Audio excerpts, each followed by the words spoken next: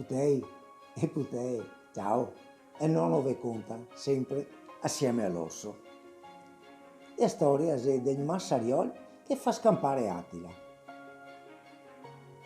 Adesso, cari tosetti e tosette, slarghe ben le recce, mettive comodi, perché vi conto la storia del foetto più famoso di tutto il Veneto.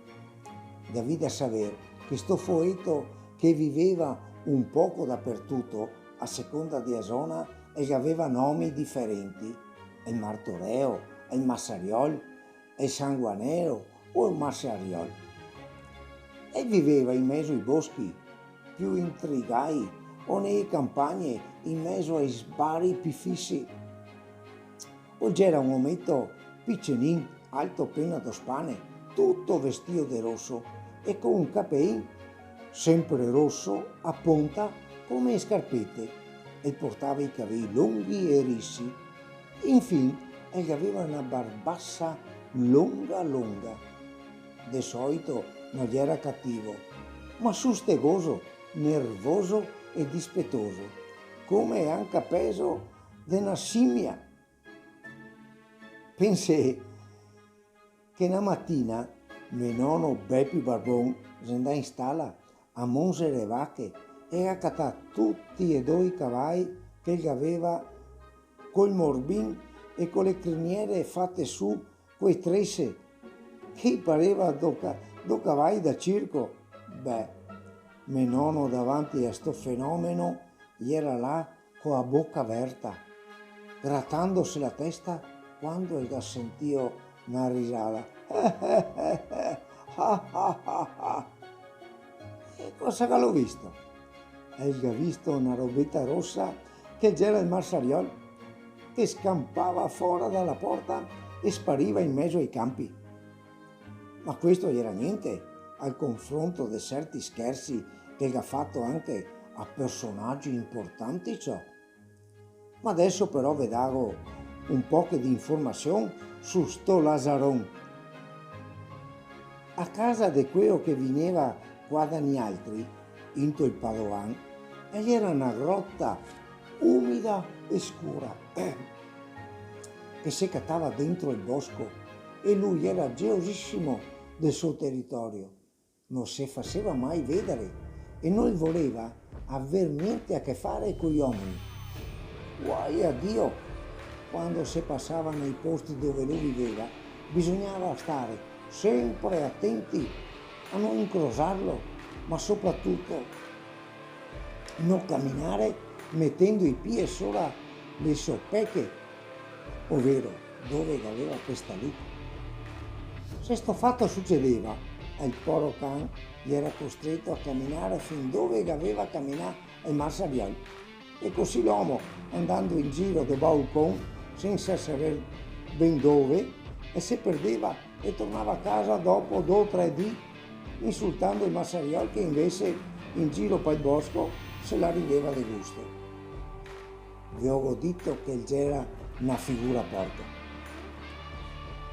Se invece vicino a casa sua, per sbaglio, andava qualche tosata che portava a pascolare oche, lui del colpo e si faceva vedere, prima tirando i capelli ai tosate e poi facendo scampare bestie.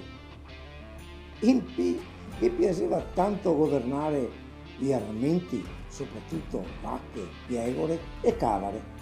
Se questi venivano lasciati da soli a pascolare nei prati, il massariol, silenziosamente e senza mai farsi vedere, li rancurava portandovi da mangiare e da bevere. Adesso però vi voglio dire una roba che pochi sa e che ho trovato scritto in quel diario di Metrisnono Adelmo. Nei tempi antichi, nelle campagne di Padova, che era un dei stifoletti che la si chiamava anche Martorello e che ogni anno andava nella riva del Piave a fare le ferie. E se aveva fatto il suo appartamentino estivo nel bosco e diventava rabbioso come un can se qualcuno si permetteva anche solo di passare a 1 chilometro da casa sua. Insomma, e era cattivo come il colera, maleducato e lasaron come pochi.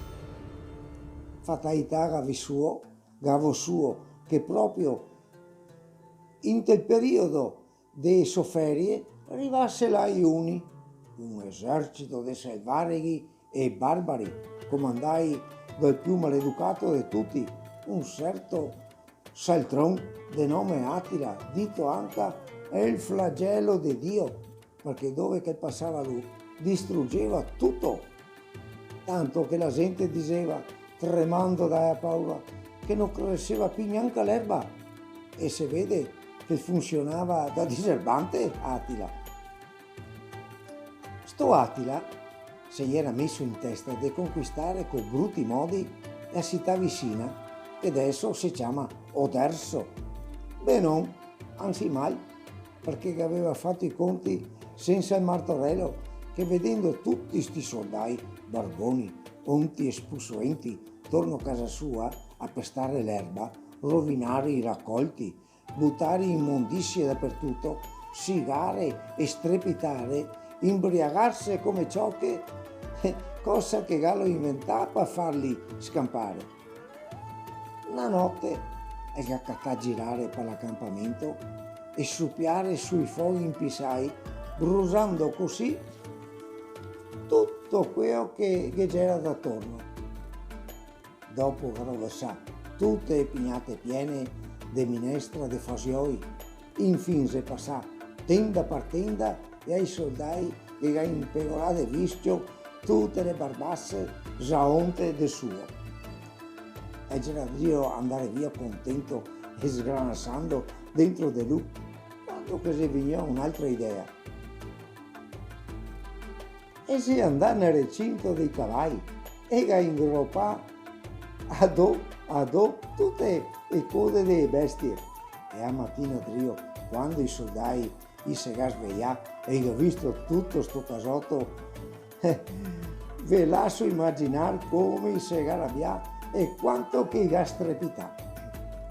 Infatti i cavalli si partì sì, ma i attacca a correre a zighe, buttando in terra i cavalieri, questi pensando di essere sta strigai, i che c'ha paura, e si scampai lasciando là il poro Attila da solo come un macaco, e così la città si stava salvata.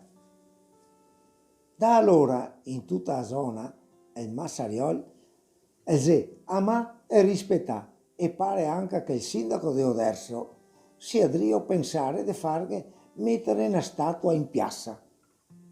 Che c'è anche qualchedun che dice che nelle notte di luna piena, lungo i canali della zona, si vede passare una barchetta con dentro il Massariol, che stavolta gentilmente il saluta, inchinandosi, cavandosi il cappellin e dicendo: «Buonanotte, caro signor, mi sono il Massariol e so quello che salva da Attila, il paese, dito anche il flagello di Dio quell'Attila». Tutto ben quindi, alla fine di sta storia? Mica tanto, perché se cammini nei boschi della Marca Trevisana bisogna che stai attenti a non farlo sulle peche del signor Massariol. Perdere è già un attimo. Ciao putei, alla prossima!